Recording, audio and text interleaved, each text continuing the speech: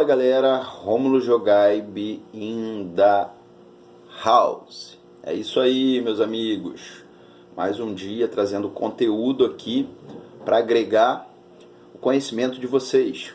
E hoje, aparentemente, um conteúdo Bro Science, mas vocês vão ver ao longo desse vídeo que esse conteúdo é importante e pode conferir um aprendizado importante para todo atleta, praticante de musculação que assistir isso aí. Portanto, os minutos que se seguem, o meu vídeo sobre a comida da sogra. Segue o vídeo.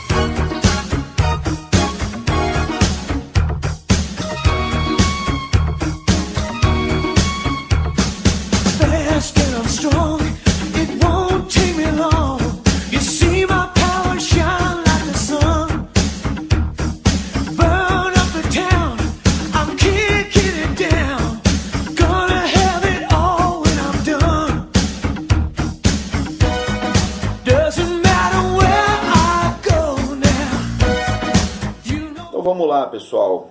O que a comida da sogra tem de importante, tem de benéfico, para que eu esteja pegando a minha câmera e fazendo um vídeo aqui hoje para vocês.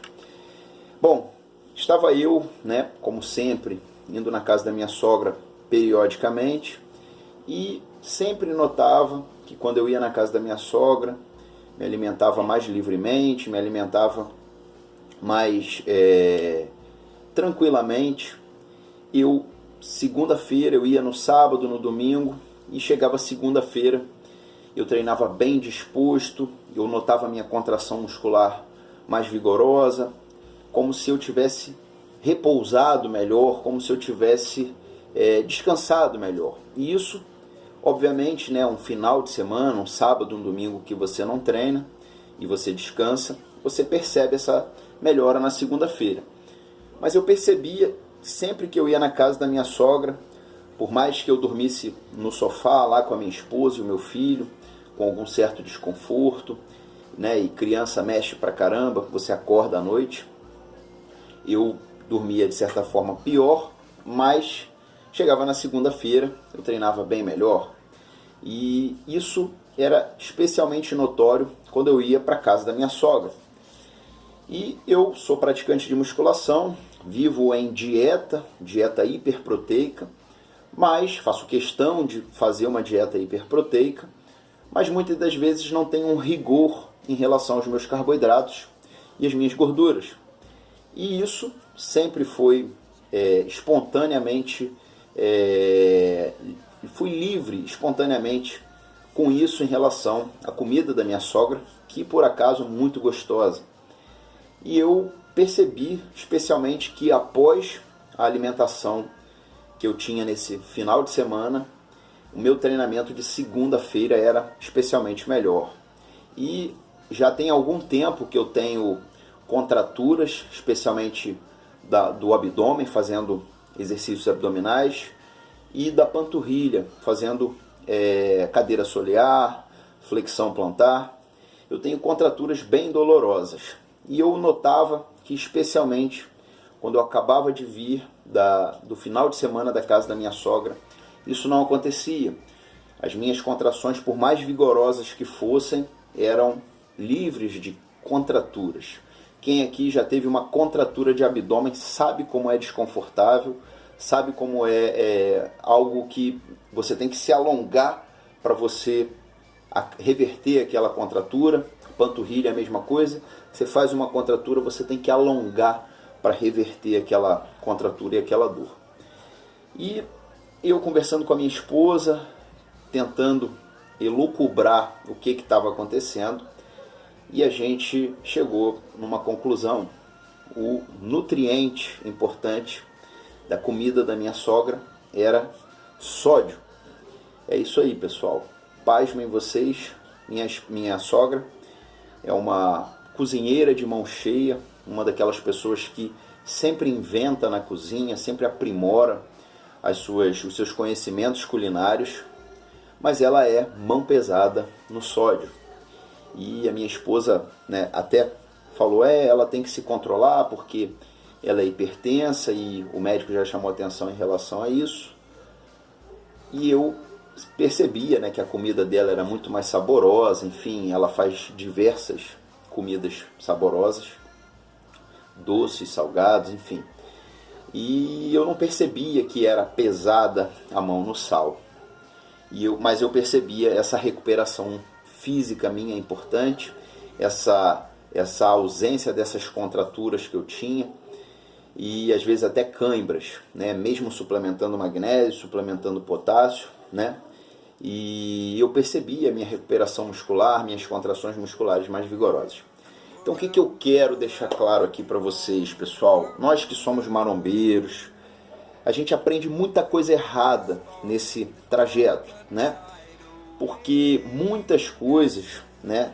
E eu vou de exemplos extremos ao exemplo do sal, para que vocês entendam, né? Nós que somos marombeiros e vamos aprendendo aqui e ali um conhecimento que muitos médicos não nos passam, e a gente vai aprendendo pelo marombeiro que faz aqui e ali, e às vezes sem muito sentido, né? O que hoje a gente vê muitas pessoas fazendo? Aplicação de substâncias locais para ter um efeito localizado no músculo.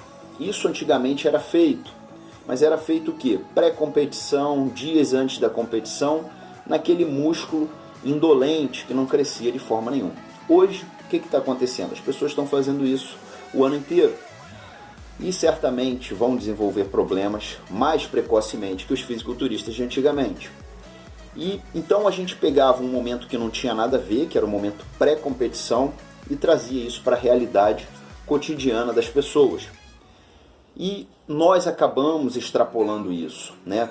Talvez aí contribuído por uma mídia de certa forma errática, que colocou uma fobia na gente em relação à questão de sal. Sal aumenta a pressão, sal aumenta a pressão. Na própria faculdade eu ouvi isso, né? Tem que tomar cuidado com sal. Já perguntou sobre o sal para o seu paciente hipertenso, ele está comendo sal.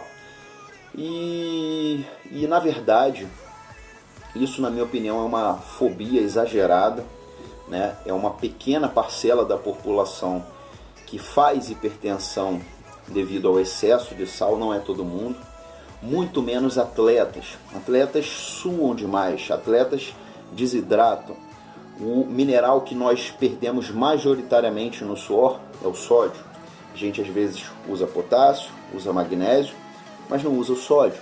A gente acha que sódio vai dar retenção hídrica. O camarada bebe uma Coca-Cola zero, tá lá, sódio. O cara surta porque tem sódio. Então a gente cria essa fobia.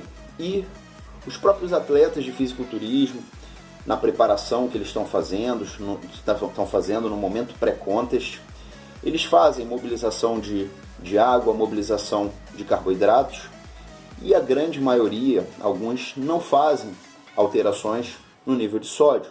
Outros fazem, outros usam diuréticos, mas só mexem nessa questão, quem mexe no sódio, na semana pré-competição. Então, e a gente desenvolve uma certa fobia. E muitas pessoas falam aí, eu tô retido. Não, meu filho, você tá gordo, você não tá retido. Não tenha medo de retenção hídrica, não é algo permanente.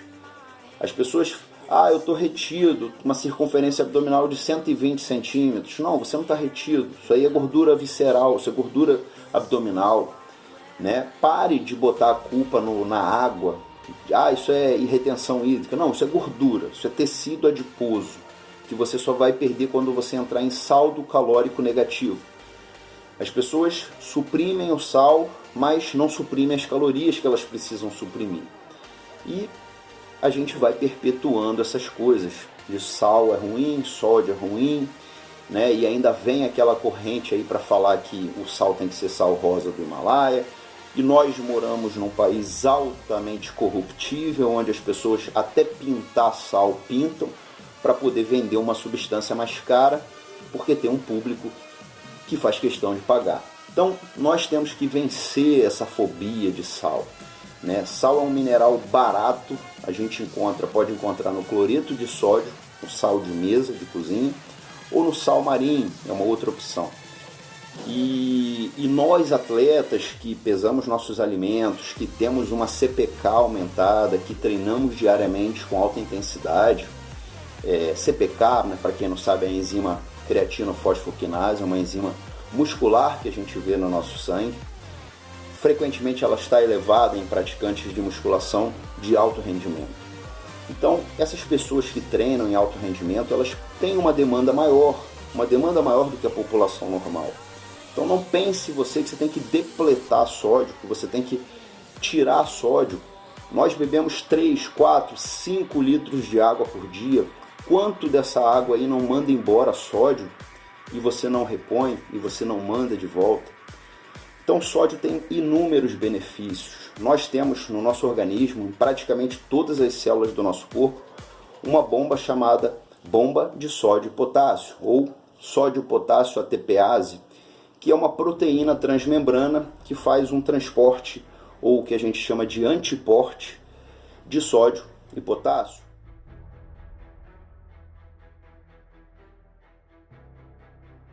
Contra um gradiente de concentração nas nossas células para garantir um potencial de repouso que acontece em células musculares, células cardíacas, células nervosas. E a placa motora, a unidade que vai fazer a sua contração muscular é a fibra, o neurônio se ligando à sua fibra muscular para fazer a contração. Então isso tudo é importante, isso tudo o sódio tem um importante papel. O sódio, em níveis adequados, ele puxa água para dentro da sua célula, ele puxa água para dentro do seu sangue, aumenta a sua volemia. Volemia é volume sanguíneo.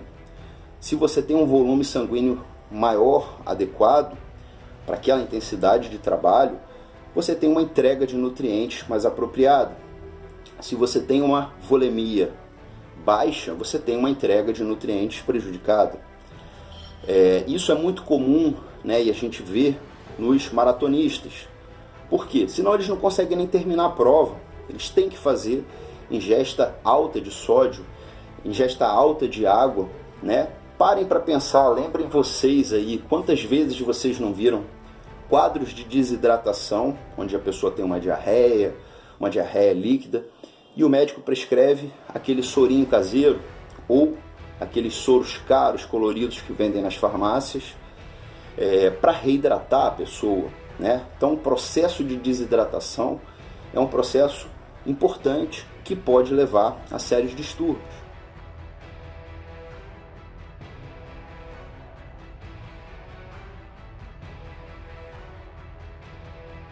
Contraturas, cãibras, aquela famosa trepidação de pálpebra, que a gente nunca sabe o que é, acha que é fadiga, enfim. Pode ser fadiga, sem dúvida, e a depressão de sódio causa fadiga, porque a contração muscular vai ficar imprópria, o impulso nervoso, o impulso elétrico vai ficar impróprio, o potencial de repouso não vai se manter.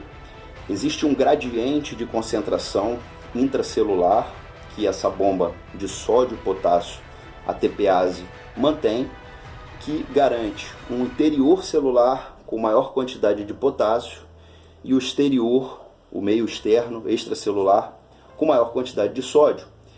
E para vencer esse gradiente de concentração e manter essa bomba funcionante, ela necessita de ATP. ATP é energia, então exige gasto energético. É importante você ter sódio até para você incrementar esse gasto energético. Então a gente tem que parar com esses certos mitos, parar de perpetuar esses mitos, Quando nós ingerimos sódio, sal, ele nos enterócitos são as células intestinais, onde uma fina camada dessas células intestinais vai ser responsável por, entre essas células, absorver os nutrientes que nós ingerimos, dentre eles os aminoácidos, os nobres aminoácidos, vindos da dieta, vindos da proteína, vindos da suplementação.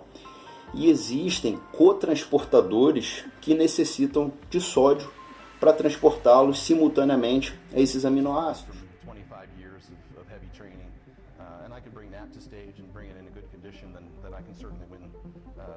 Então, não adianta você mandar altos níveis de aminoácido se você está mandando baixos níveis de sódio. Você vai aumentar a captação e a absorção desses aminoácidos se você tiver níveis adequados de sódio. Então, sódio é importante até para a absorção de aminoácidos. Então, nós temos que parar com essa fobia. E outra, se você começar a fazer retenção hídrica, aumenta a ingesta de líquido, diminui a ingesta de sódio. Então, não pense você que é algo irreversível. Virei o homem bolha e acabou. Isso é mito. Na verdade, essas pessoas que estão propagando e falando isso são pessoas obesas, são pessoas que estão com sobrepeso e estão colocando a culpa em retenção hídrica porque não tem a capacidade de se autoanalisar e falar: eu estou gordo, eu estou acima do peso. E aí chamam isso de retenção hídrica. Eu não sei se vocês já tiveram a oportunidade de estar numa emergência, e na emergência sempre tem um idoso que está passando mal. Sempre tem um idoso trazido pela família, com uma história de ele estava assim, daqui a pouco foi ficando sonolento e de repente está lá, afundado. E aí todo mundo quer saber o que está acontecendo com aquele idoso. E se alguém aqui que está vendo é médico, sabe, né, que a gente tem que descartar causas infecciosas, que são às vezes silenciosas, nesse idoso, né, uma infecção urinária numa mulher dá ardência, dá desconforto para urinar, e no idoso muitas das vezes não dá sintoma nenhum, ele simplesmente vai rebaixando e você faz exames de rastreio para descartar isso. Só que o idoso, ele tem o centro da sede, no hipotálamo, que regula essa sede no idoso, muito danificado. Ele não tem esse centro da sede como o nosso, como de uma criança, como de um adulto jovem. Então o idoso desidrata, ele começa a desidratar, ele não tem aquele aviso: opa, está na hora de beber água, você tem pouca água. Né? O centro de osmorregulação nesse centro do hipotálamo, né? Os osmorreceptores ali presentes, eles estão danificados. Então eles não regulam apropriadamente essa osmolaridade. O idoso perde o parâmetro de avisar: está na hora de beber água, e ele desidrata, faz um quadro de hiponatremia, de baixa de sódio. E aí você pede um exame de sangue, vê a pressão sanguínea dele, às vezes a pressão sanguínea está baixa, e você faz um exame de sangue e constata um nível de eletrólito mais baixo, ou às vezes até usa algum diurético, algum outro remédio que vai expoliar algum eletrólito desse importante, e o que piora, que agrava ainda mais essa perda eletrolítica. Então, o que acontece? Aí você faz soro na veia, água e sal na veia do idoso, e ele simplesmente levanta. Nossa, fez um sorinho que levantou ele. Quantas vezes a gente não viu isso até em pessoas jovens, adultos jovens, com quadro de desidratação? Fez um soro, me levantou. Desidratação. Sódio é importante para garantir a hidratação. Então, entendam, pessoal, não tenham fobia. Vocês que são atletas, que treinam sério, que treinam diário, com alta intensidade, que tem CPK aumentada, que estão lá treinando, fazem uma contratura, tem cãibras, tem espasmos musculares, como eu referi aqui ao meu caso, vocês podem ter deficiência de sódio.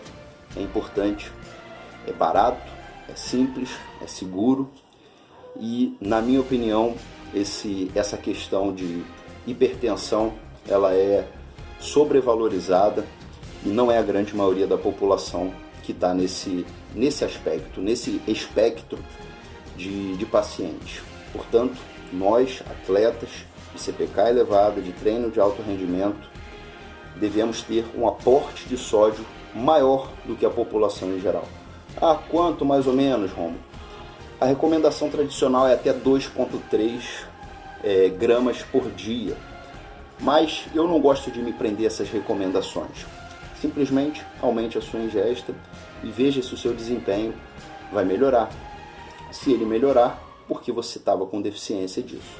Então, no meu caso, eu quando comecei a aumentar minha ingesta de sódio, após me ligar dessa alimentação da minha sogra, rica em sódio, eu comecei a tomar uma colher de chá todos os dias, além do que vinha na minha dieta, e até salgar mais os meus alimentos, principalmente com sal marinho ou sal de cozinha mesmo. E notei que as minhas contrações, que a minha recuperação muscular, que o meu treino era muito menos desgastante. Pessoal, creatina é o que? Puxar água para dentro da célula. Sódio, puxar água para dentro da célula. Mesma coisa. A gente não tem que ter medo de água. 75% da fibra muscular é água. Não tenham medo de volume, de volemia, volume sanguíneo. Vocês não vão fazer uma hipertensão. E se fizerem, diminuam. Não é algo irreversível. Tá certo, meus amigos? É essa a mensagem que eu queria passar para vocês. Com esse canal eu gosto de passar para vocês mensagens originais, verdadeiras, sem passar para vocês nada nas entrelinhas. Eu passo para vocês o meu conhecimento real, com as minhas experiências, e tento de maneira simplificada explicar para vocês com algum cientificismo, mas ao mesmo tempo falando uma linguagem acessível a todos. Tá certo, meus amigos? Aumentem o sal da dieta de vocês. Não é você gordão que come fast food 3, 4, 5 vezes ao dia. É você atleta que treina de alto rendimento, tem CPK elevada, faz dieta e até hoje, assim como eu fazia até muito pouco tempo, limitava, tinha medo de sódio, não bota sódio, vou fazer retenção hídrica. Vocês vão ter uma dieta muito mais tranquila e uma recuperação e um volume muscular muito melhor. Tá certo, meus amigos? É essa a mensagem que eu queria passar para vocês hoje aqui. Quem gostou, curte, compartilha, se inscreva nesse canal e me ajude a torná-lo um canal ainda maior. Um abraço a todos e até mais.